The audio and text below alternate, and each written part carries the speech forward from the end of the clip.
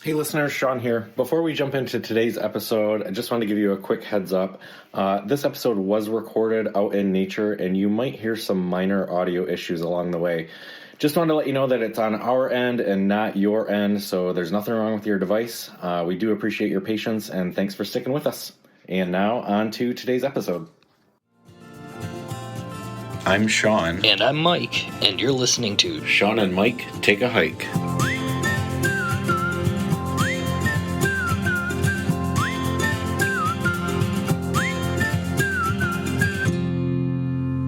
Welcome to another episode of Shawn and Mike Take a Hike. What are we talking about today, Mike?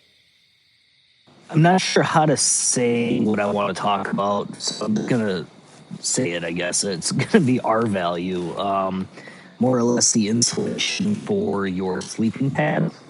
Oh, all right. Yeah, I thought R value was more around anything sleeping comfort related, but I'm finding that the R value is mostly specific to your sleeping pad. So, okay. I am only familiar with R value in like a home insulation right. discussion. So similar, same, but different. This is it is insulation for keeping your body heat from leaking into the ground below you. Okay. So you don't wake up and you're just miserable from the cold ground. So, timely discussion topic for this time of year. Right. Being that it is fall, we're recording on Halloween, and it is currently a brisk, balmy 43 degrees outside. Yeah. And slated to get even chillier this evening. Right. So basically, this is just how well your material resists heat flow from one side to the other. Like I said, you're sleeping on your sleep pad, and it's keeping the heat towards your body rather than leaking it to the ground, allowing the ground to steal the heat from you. Like I said, I thought that would translate into your sleeping bag or quilt, but that is more of a different insulation, and we're going to save that for another episode. We're going to... Okay, cool. To not confuse people, we're just going to specifically talk about R value, and in this context, R value for your sleeping pad. And I guess maybe it would also make sense to point out, too, you and I already did an episode about the different kinds of sleeping pads and what we recommend for like comfort wise for sleeping pads. So this is not that conversation. Right. We're not going to go into recommendations of sleeping pads or the different types of sleeping pads, things like that. But these would be, we don't do these episodes in a chronological order per se. So if you found this episode before that one, after this one, maybe go listen to that one so you get some more information on actual sleeping pads, things like that. So, and I'll make sure that I put a link to that other episode when we do post this. Yeah. I'll post a link to the other one on the website in case anybody wants to learn more about comfort type things with your sleeping pads and what Mike and I do recommend. Right. And this is comfort related, but it's more just like keeping you comfortable heat wise, so you're not shivering in the middle of the night and potentially catching hypothermia. And this came up as like it came up for Mike and I talking about like what type of episode did we want to do, really thinking about it in the context of, where we are in the Midwest, it is getting colder at night. And, for anybody that is still out hiking this time of year. But I would imagine some of this comes into play even with like, are you in a hot climate where maybe you want to... Well, we'll get into it, but it's going to cover like your different seasons, which R value you want for different seasons. What if you're a 3-season hiker, a 1 season, or if you're all year. Also, what type of ground you're sleeping on. Are you on like damp, marshy ground? Are you on like harder, rocky ground, or are you in like a sandy ground? Like it all reacts and sucks heat out of you differently. So And reacts and sucks heat out of you differently than like the air does, right? Like, because Right. that's the whole Yes. thing is like it is because this is the ground that you Right. are insulating you from. It's because the ground does, I'm going to say, rob you of heat differently Right. than the air does. I'm not sure if that's the right way to put it, but it's like the ground steals your body heat in a different way than just ambient air steals your body heat. So, Right. And so you've done insulation on your house more recently than I have. So I think that it's the same concept as your home insulation. So if you're used to that, the higher the R value, the better the insulation. Like yes. the better heat retention it has. Yeah. Okay.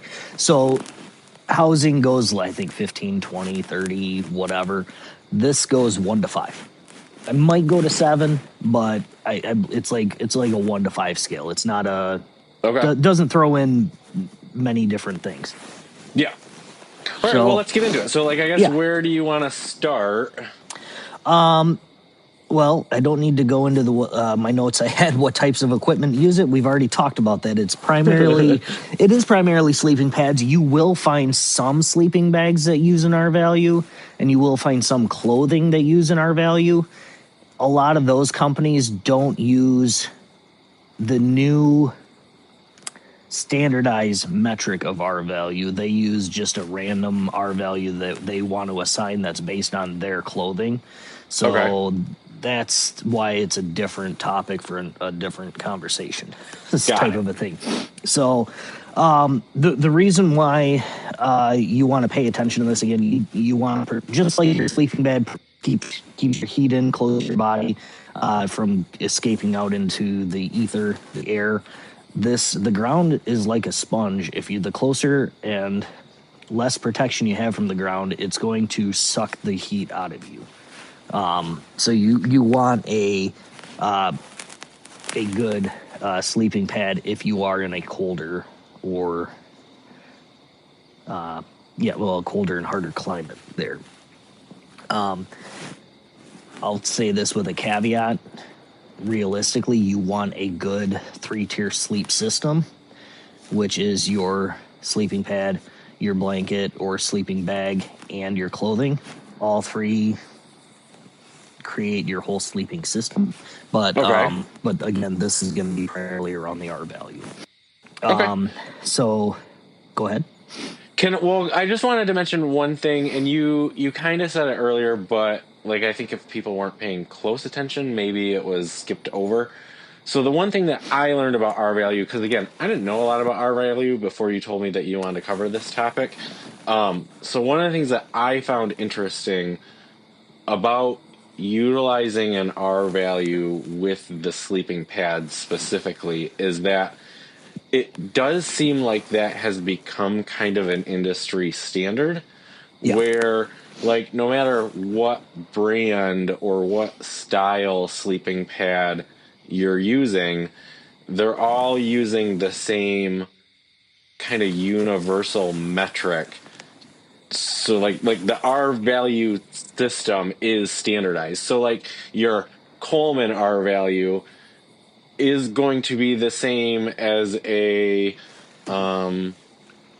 North Face R value Right. or like an Yeah. REI R value. Like Right. the R value is not made up by the company; it's made up by the industry.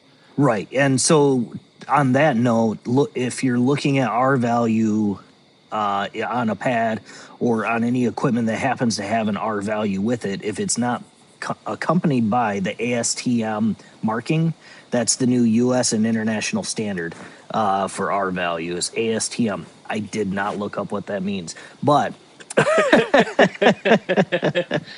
that is the standard that it goes against all. If it doesn't have the ASTM, that just means they're using their own old method of R value, and it does not mean the same as everybody else's. Okay. So you'd have to look up that company to see what their R value means. If it says 7, you're thinking it's a really good R value, but their R value goes up to 40, then it's not that great. So So you got to do a little bit of research there, but like I said, if it's accompanied by the ASTM, that gives you a lot more information up front that it's accompanied by the 1 to 7 or whatever rating system that they all have. So to go along with that,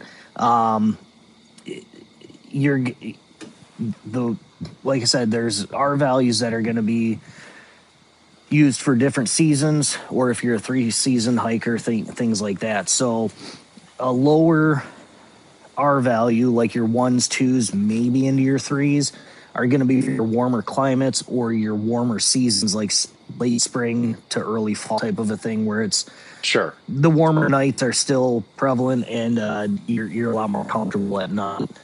So Okay. that's just going to mean that the insulation is thinner.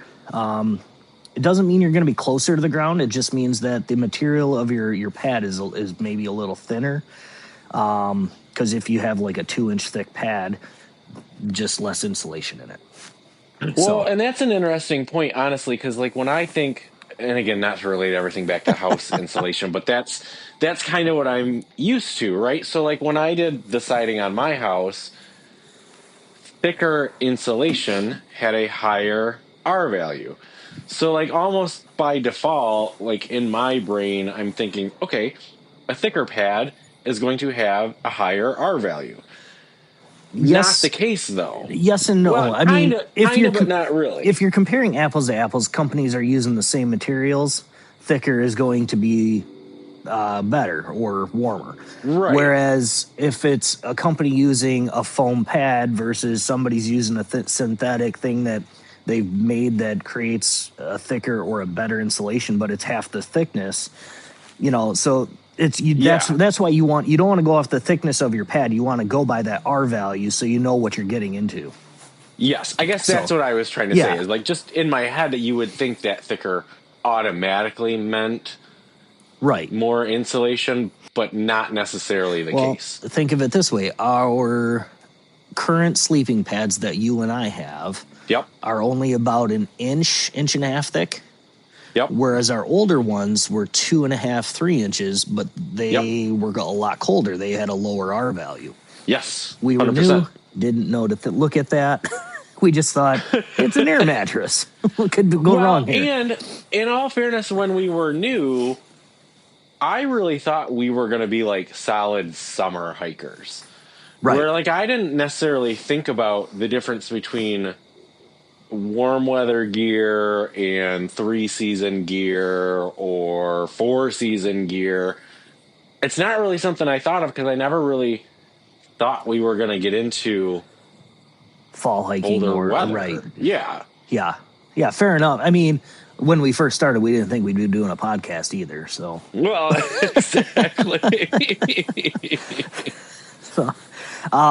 And then moving up to like if you got your R values of let's say your 3s, 4s, 5s, those are what are most the industry standard says that's going to be your 3-season, or you can take it into your earlier springs and your later falls because it is not going to say thicker, it is a denser or a better insulated pad, so you will leach heat it to the ground less.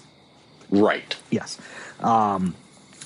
So there's that, and then the R value of 5+. I did a little bit of research, not a ton, into the different pads and things like that. I didn't see very many that were over 5, but I'm sure they're out there.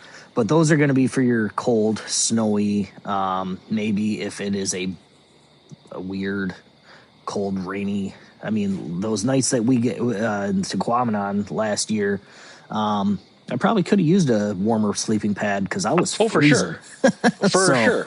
So, but yeah, those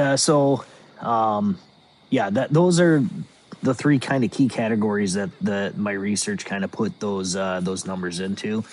If you mostly hike in the summer but want to dip into a little bit, I'd maybe stick to a 3-4, somewhere around there. Well, here's one thing that I learned. Go ahead. That is an option. Just as a throwing it out there as an option thing, because if you don't think of it, you don't know. Right. you theoretically, if you wanted, like, so you've got your main one, let's say, right? Like, let's say your main pad that you use most of the time is an R2, right? Mostly you go in the summer. Right. Maybe you really like that pad. If you don't want to go out and buy specifically for a cold weather one, just for cold weather, you theoretically can combine two lower R value ones. Yeah, to make a higher R value. The R values are addable. They like stack. They summable. stack on each other. Yes, there you go. So, and it's not necessarily a 1-to-1. Like if you had a 2 and a 3, theoretically you'd think you'd have a 5. It's probably more of like a 4, 4.5. Like you lose a little bit just because they're probably not the exact same size. They're not connecting to each other, things like that. But yeah, you can do a second pad if it comes down to it, and you want to, instead of purchasing, let's say, a $150 pad that's an R5 or an R4, and you found another R2 that's $40, and then grab that one and stack them. I will caveat that with that's more space in your pack, that's more weight, that's there's other things that you have to think about when you're going to take 2 sleeping pads rather than 1. So, but that's that's a good mention, because I was going to move right on. You can move on. That's okay. Sorry, you're good. You're good. So, but now I lost where I was going to move on to. I was going to move on to saying also, I might say an R2 is going to be your standard pad because you're primarily going in summer, whatever. If you're like me and you run hot, you might want an R1 in the summer. You might want a different pad than, like, me and Shawn may want different things, because I regulate temperature differently, or metabolize, or what, like your metabolism is different, so you run hotter or colder. So it's just everybody's body is different, so it could take some trial and error. It's a good thing that there are companies like REI or things that will let you either rent or borrow or return if it's not right for you. So you're not necessarily 100% out your money if what you bought isn't working for you. Well, and to kind of go out onto that, same, but different. When you talk about the larger sleep system too, right? So yes, your insulation from the ground is coming primarily from your pad, but then what you're wearing to sleep and the type of sleeping bag or sleeping blanket or sleeping quilt, like that does somewhat come into play too, and a little bit affect, do you need the higher R value? Again, primarily if you're in the summer, right? Like, do you need a 1 or a 2? Because maybe you only need a 1 because you like to wear flannel pajamas even in the summer, and or something like that, where that could come into play too. So just differences between people, differences in between how you sleep or what you sleep in. Here's a for example. You are a back sleeper. I am a side sleeper. Right. Because I am a side sleeper, there is less of my body that is, for long periods of time, in contact with the ground. Right. So heat gets leached out of my body differently than heat gets leached out of your body, based on the amount of ground contact we have. Correct, but I wouldn't say that necessarily it's making less contact. Surface area, probably, but at the same time, you're putting more weight in one spot, so you're actually smushing your insulation down more, so you're actually getting closer to the ground by sleeping on your side. I'm not a scientist, but I'll take your word for it. That was in my research. So, okay. I mean, and it's just, if you look at how mattresses, when they show the commercials and everything. When you're on your side, it like smushes down more, things like that. Yeah. So just keep in mind that you are how your body produces heat, or how hot you typically run, what you like to sleep in. Like, are you just going to sleep in your boxer shorts, or are you just sleeping in a t-shirt, or what? You got to pay attention to that kind of thing too, and figure out what is going to work for you. The other thing to keep in mind is that, and I kind of mentioned it with if you pack, or if you're going to think about doubling up packs, is that you're going to be carrying more weight, you're going to be carrying more stuff. Typically, a general rule of thumb, it isn't always the case, but a general rule of thumb is that the higher the R value, the bigger the pad, meaning bigger packed up. So it's going to smush down less because it has more insulation. Sure. And the heavier it is going to be.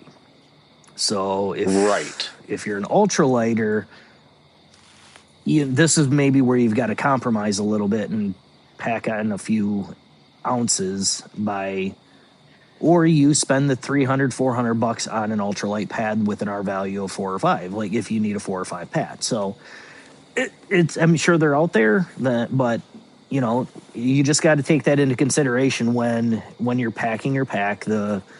Not only the size, does it fit my body while I'm sleeping, but can I fit my pack and is it a weight that I want to carry?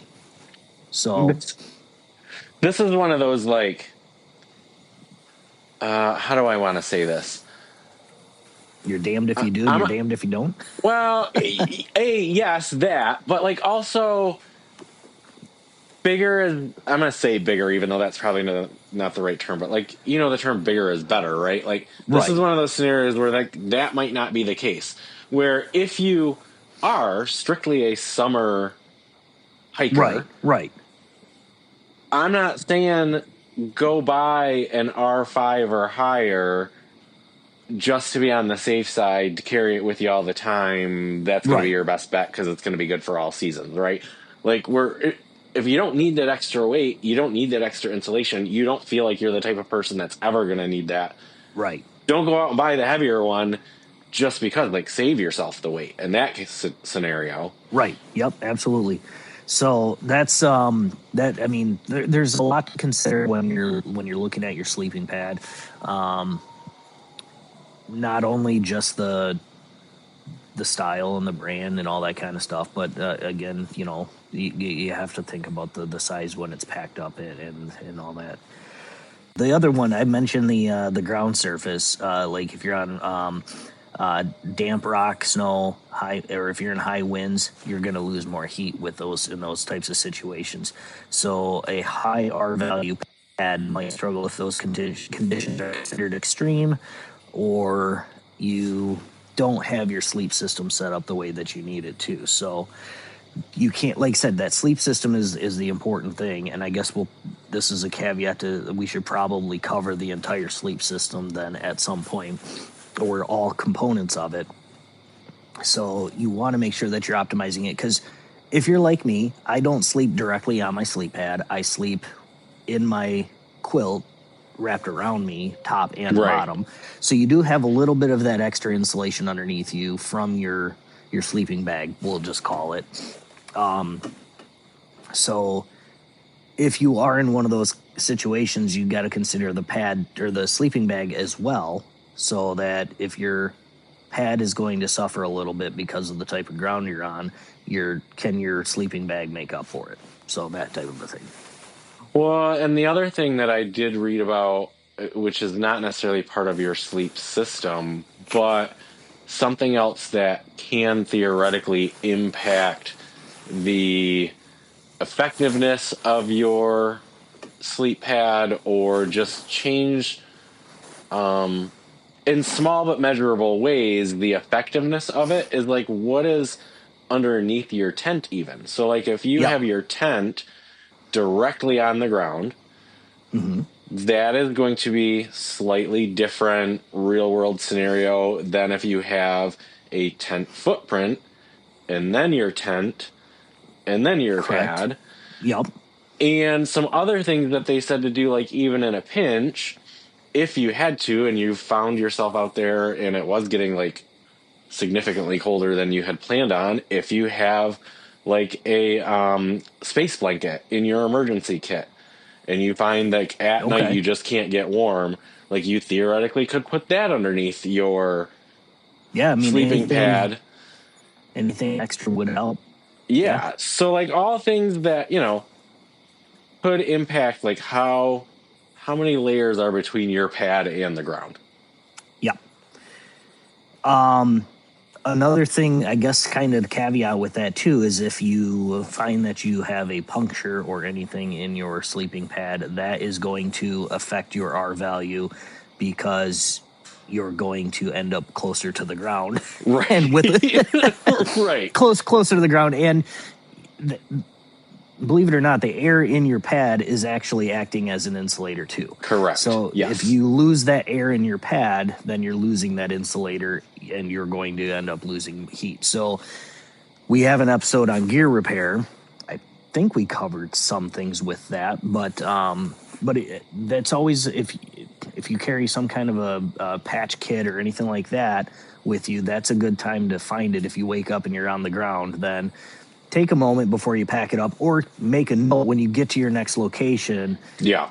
To do your repairs before you just maybe go have half a pint and forget about it. So yeah, so that's another thing too to be mindful of is just be mindful if you're noticing any leaks or anything like that with your pad too. I know that I have had leaks in my pad and pillow, and it is not fun. So. Same. And I mean, you would think like, okay, how much does this air in this mattress really impact it? But like when I was using my pad with a hole in it and wound up sleeping basically on the ground following yeah. that, like you are noticeably colder. Like it is shocking how much warmer even just that air insulation is. And that was before we had our insulated pads. Right. Yes. That was just that basically was with the old junky one. So you're basically just on a piece of plastic on the ground. Right. Yeah. Yeah, exactly. So it's you definitely want to, if you can repair it, great. If you can't, take some extra measures to either, like you said, if you have that space blanket or whatever you call it, use that underneath your pad or underneath your sleeping bag if you're not even going to get your pad out because it's not holding air.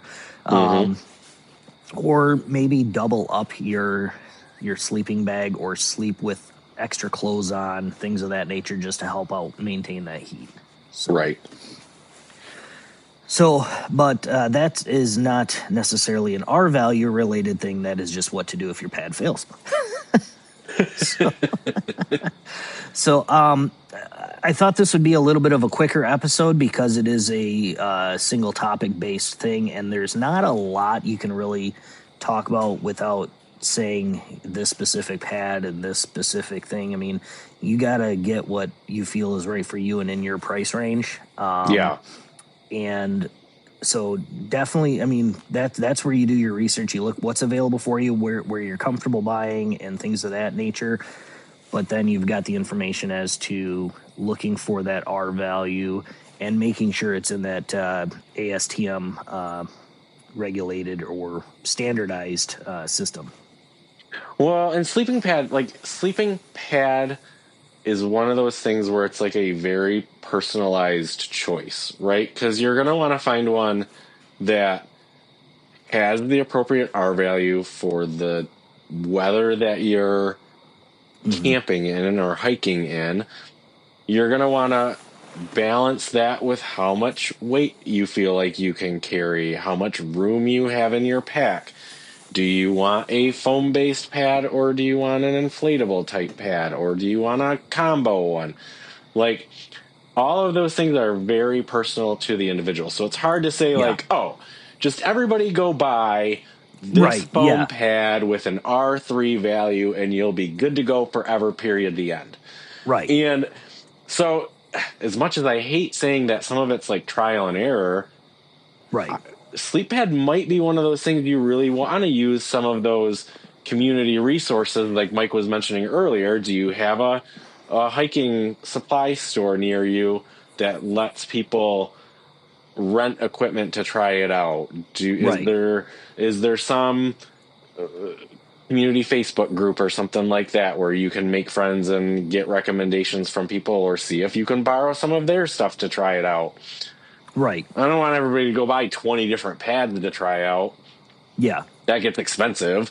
But as Mike and I have learned, your first choice is not always the one that you're going to wind up with. Ain't that the truth? Yeah, I mean, like you and I, we've only done the inflatable air mattresses or sleep pads. We Correct. haven't. Our current one has foam insulation in it, Right. but it is still a roll up, put it in a cinch sack, and put it in your sleep pad or your backpack. I've been saying sleep pads too much this episode. So, there are the accordion style pads. And we covered the different types of pads and everything, but those have their R values too. Some are thicker, some are thinner, some are heavier, some are lighter. I mean, it all is the same stuff. It's just what type, like, realistically, the foam pads probably not going to get a leak because they don't have air in them. So there's a pro for those, you know. Yep. So, but then the con is they're a lot bigger, and usually you have to carry them on the exterior of your pad or your pack. Right. So, right. I mean, you got to weigh the pros and cons. How do you want to pack your pack? All that kind of stuff. That's been covered in the other episode. Yeah. Right. So, I will put this out there, based on our value and things like that. It is still very relevant if you are a hammock camper. Yes. It is different in a sense that the air leaches your heat away from you differently. But if it is windy, it is definitely going to impact you just as much. So listen to our episode that we had our guest Nick on. He mentioned some sleep pad recommendations and things like that in that episode as well. So give that one a listen. Look at us, sure. Like we're covering all I the know bases we're here. referencing all of our old episodes this time. So, but I think that's pretty much, like I said, I knew this was going to be a little bit of a shorter one. I don't think anybody minds a shorter episode of their podcast every once in a while.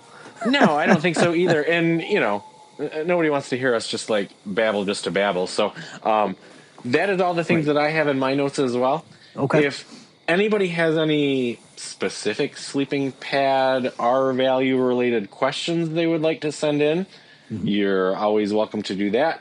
If anybody thinks that we had like a total blind spot in this episode and should have talked about something that didn't, reach out to us. We'd love to hear about it.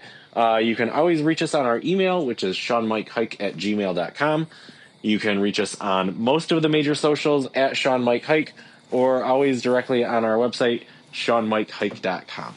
Please rate, review, and subscribe wherever you're listening to this podcast. And until next time, go take a hike.